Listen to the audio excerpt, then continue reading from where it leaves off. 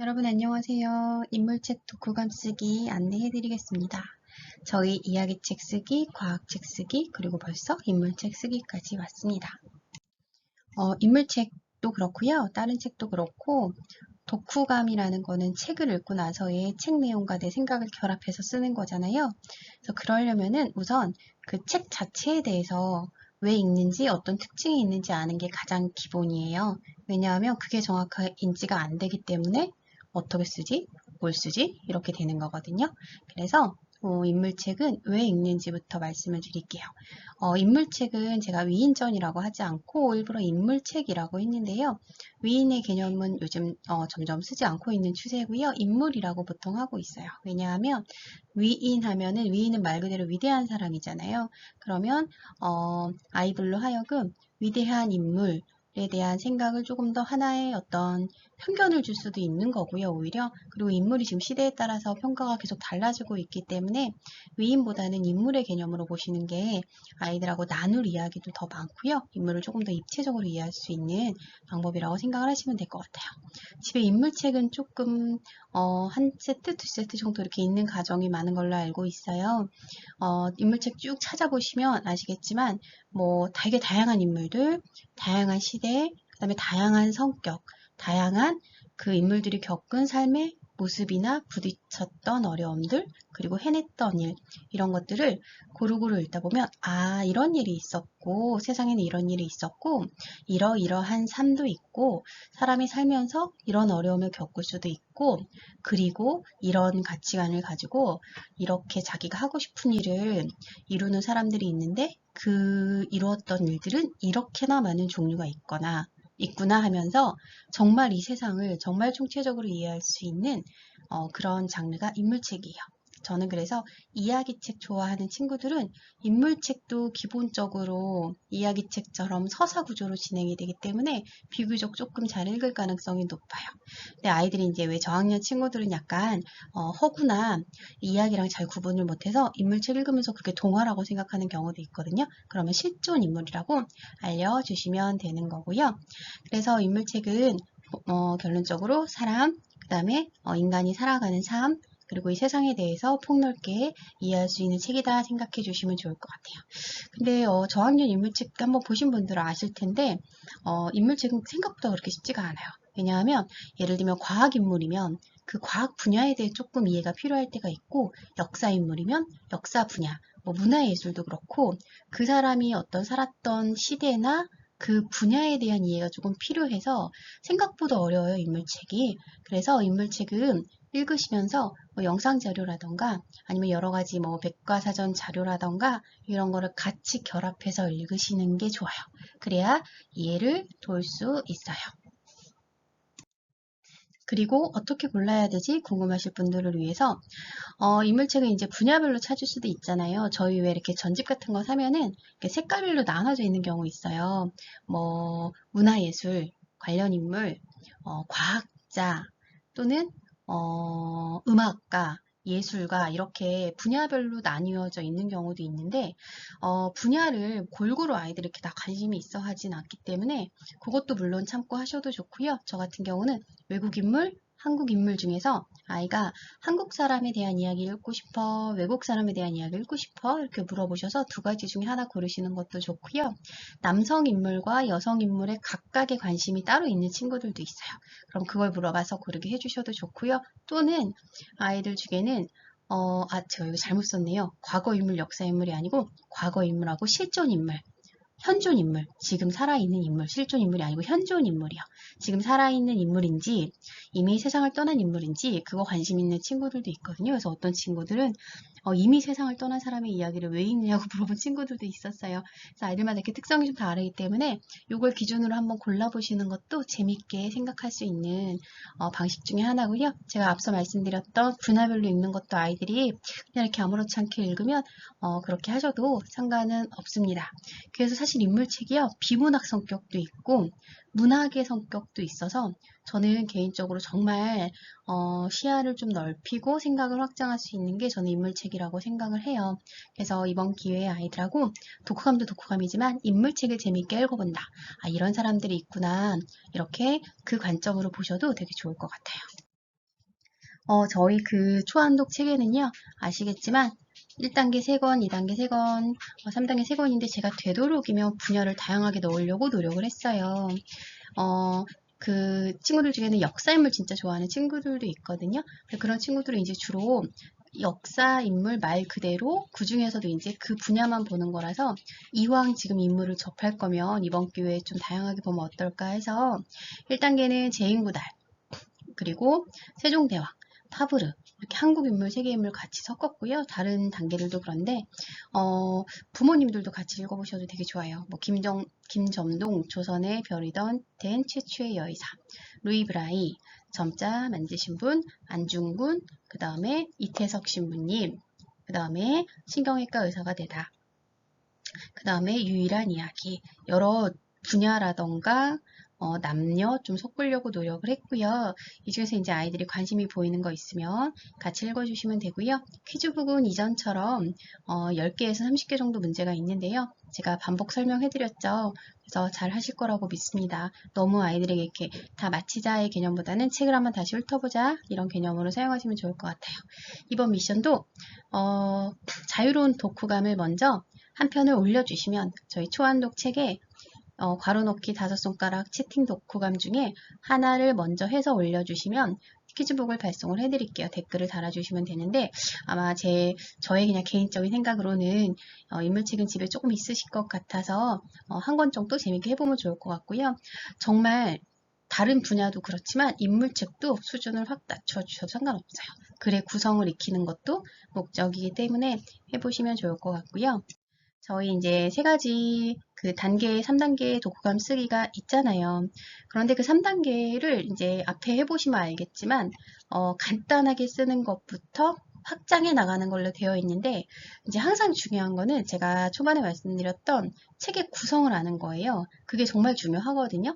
근데 이 책의 구성은 사실 아이들이 왜 인물책 많이 읽은 친구들, 과학책 많이 읽은 친구들, 문학 많이 읽은 친구들 보면은 구성이 다 있다라는 거를 저절로 이렇게 내면화돼요. 그래서 원래는 그런 면에서 다독이 어느 정도 좀 필요할 때가 있거든요. 근데 이제 무조건 막 몰아서 다 읽을 수는 없으니까 저희가 구성을 알면 좋은데 모든 인물책은 대체로 이런 구성이에요. 일단 어떤 인물이 태어나고요. 그런데 어릴 적에 대부분은 고난이나 어려운 상황에 놓여 있어요.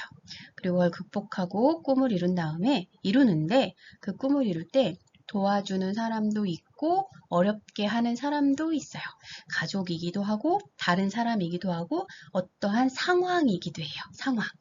그리고 마침내 꿈을 이루고 그런데 그 꿈이 그 당시의 사람들이나 지금 우리 현대시대 사람들에게 영향을 주기 때문에 우리가 그 사람을 이렇게 책 안에 넣는 거죠. 그리고 그 사람이 그걸 하기까지 본인의 어떤 장점이나 강점들이 작용을 하는데 여기에서 그 어린 시절에 고난이나 어려움이 없는 경우도 있어요. 100%는 아닌데 이게 대체로의 상황이라고 제가 말씀을 드리는 거고요.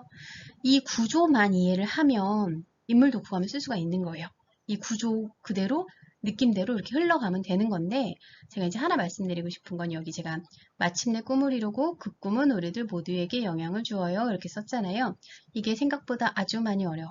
왜냐하면 예를 들면 한번 생각해 볼까요? 제가 아까 제인구달 침팬지 연구한 제인구달의 삶을 만약에 읽었다고 하면 그녀의 삶이 그 당시 사람들, 그녀의 연구가 그녀가 해낸 일이 그 당시 사람들에게 어떤 영향을 줬을까 또는 지금 우리에게 어떤 영향을 줬을까 이거는 어떤 시대적인 특성이나 그 시대의 니즈 같은 거를 좀 이해하고 있어야 되거든요. 그래서 이거는 고학년이 가능하다고 보시면 될 것 같고요. 그리고 또 이런 걸 하나 쓰기 위해서 또는 말하기 위해서 여러 가지 자료 찾아보고 생각하고 이런 과정이 되게 중요하거든요. 사실 진짜 중요한 건 이제 그건 거죠. 책을 읽고 나서 그렇게 계속 탐구하고 탐색해보는 게 필요한데 아이들이 정말 좋아하는 인물이거나 좋아하는 분야거나 아니면 책을 읽었는데 인물책을 정말 사람에 따라서는 정말 진한 감동이 있을 때가 있거든요. 그럼 막 찾아보게 돼요. 그래서 같이 그렇게 한번 생각하셔서 그런 복합적으로 좀 생각하셔서 해보시면 좋을 것 같고요. 그래서 제가 아까 영상 말씀드린 거예요.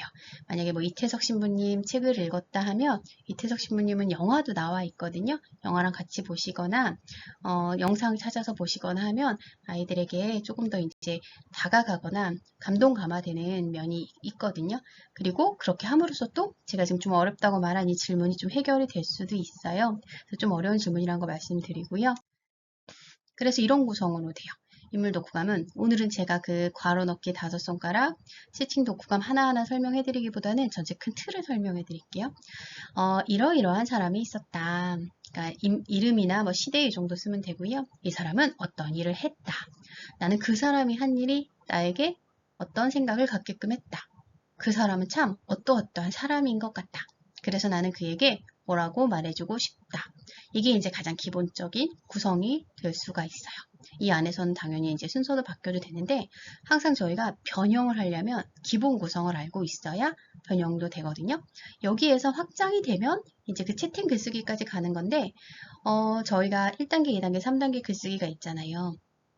물론 이제 어떤 종류에 따라서는 1단계에는 안 쓰고 3단계에 쓰는 것도 있지만 글이라는 거는 원래 짧든 길든 뭐 3줄 써봐, 9줄 써봐 했을 때 3줄은 9줄 중에서 3줄만 골라 쓰는 게 아니고 9줄과 같은 완결된 구성으로 그냥 3줄을 요약해서 쓰는 거거든요. 그래서 글은 항상 이렇게 완결되는 느낌으로 계속 연습을 해야 글이 늘어요. 그래서 지금 화면에 보시는 건 5줄이지만 이 5줄 하나하나가 내용이 조금씩 상세해지면 이게 문단이 되고 그게 긴 글이 되는 거라서 항상 이렇게 전체적인 구성을 써서 이야기 마무리, 글 마무리를 하게 도와주시면 좋을 것 같고요. 괄호 넣기만 제가 잠깐 보여드리려고 하는데 괄호 넣기 책 제목 쓰고 인물 이름 쓰고 이 사람은 무슨 일을 했다 이 세 번째 줄이 대표 업적 쓰는 거고요.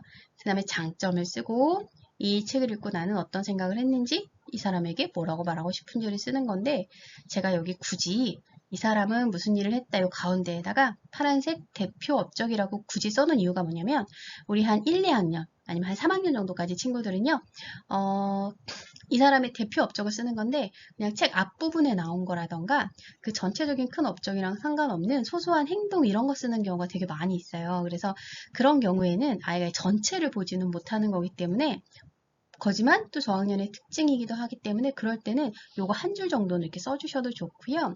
제가 독후감 쓰기도 그렇고 책을 읽고 뭐 서평이든 토론하든 뭐 주장하는 글이든 저희가 항상 중요한 거는 이 자료를 찾는 거예요.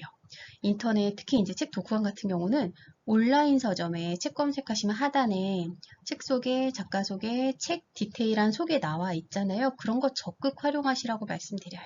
거기에 책을 읽고 내가 이제 이 책이 뭐라고 좋긴 한데 뭐라고 요약이 잘 안 되네 할 때 그 책 소개 부분은 단번에 요약이 되거나 조금 더 의도를 이해하게 될 때가 있거든요. 그리고 그런 거를 위해서 온라인 서점에도 해놓는 거기 때문에 그런 거 같이 찾아보시고 읽어보시고 하면서 같이 채워나가셔도 좋고요. 아이가 써놨는데 조금 뭔가 많이 부실한 것 같다라는 느낌이 드실 때 그때 조금 더 같이 해보시면 좋아요. 그래서 이 괄호넣기 독후감은 이렇게 보시면 아시겠지만 독후감이기도 하지만 책을 읽고 항상 생각이 정리가 되는 생각 정리 독후 활동이라고 생각하시고 이번 미션도 그렇지만 미션과 상관없이도 항상 좀 해보시면 좋겠어요. 책 읽고 나서 무슨 질문 해야 될지도 되게 어렵고 어떻게 할까 고민이 될 때 많으시잖아요. 요거 정말 이거는 심플하게 쓸 수 있는 거니까 요거 연습 계속 해보시면 좋을 것 같아요. 그리고 나머지는 아까 제가 말씀드린 인물책은 이런 구성이고 독후감은 대체로 이런 흐름으로 간다. 요거 이해하시고 진행해 주시면 좋을 것 같아요. 채팅 독후감 9개잖아요, 질문이. 채팅 독후감 하나하나 쓰다 보면 시간이 꽤 걸리거든요. 그래서 독후감 쓰고 하루 정도 쉬고 글쓰기 하셔도 되고요. 채팅 독후감도 아이가 쓴 거 보시고 조금 부실한 부분을 중간중간 조금 이렇게 보태주세요. 그래야 이게 채팅 독후감에 채팅 내용에 쓴 게 너무 잘못되어 있거나 너무 이상하면 글로 옮길 의미가 없는 거잖아요. 그래서 먼저 이거는 1차적으로 한번 좀 보시고 조금 더 보충하거나 이렇게 수정하게 한 다음에 해주시면 좋겠습니다. 이번 미션은 9월 14일까지 2주 조금 넘고요. 저희 초한독 책에서 독후감을 먼저 아무거나 한 편 인증하시고요. 인증하고 이제 또 댓글 주시면 독서 퀴즈북을 발송해 드릴게요. 그 중에서 고르시거나 아니면은 집에 있는 책으로 해서 2편을 더 인증을 해주시면 되고요. 이번에는 제가 완주한 친구들 전원에게 그 화면에 지금 보이시는 인물 카드가 있어요. 제가 만든 한국 인물 카드인데요. 한국 인물 카드하고 인물 스티커를 보내드릴 거예요. 여기 지금 화면에 보이실까요? 가운데 하얀 부분에다가 인물 스티커 붙이고 그 밑에다가 그 사람이 했던 일을 쓰는 건데, 이거는 역사인물 카드기는 한데 지금 저희가 독후감을 역사인물만 쓰는 건 아니잖아요. 역사인물 카드인데 이제 친구들이 이거 받아서 책 좀 찾아보거나 어떤 자료 찾아서 이렇게 쓰다 보면은 아주 예쁜 역사인물 카드가 돼요. 한번 해보시면 좋을 것 같아서 보내드릴 건데, 여기 지금 화면에 보이는 스티커 종류랑 인물 종류는 바뀔 수 있음을 미리 말씀드리겠습니다. 자, 그러면 이번도 재미있는 독후감 즐겁게 써볼 수 있으면 좋겠습니다.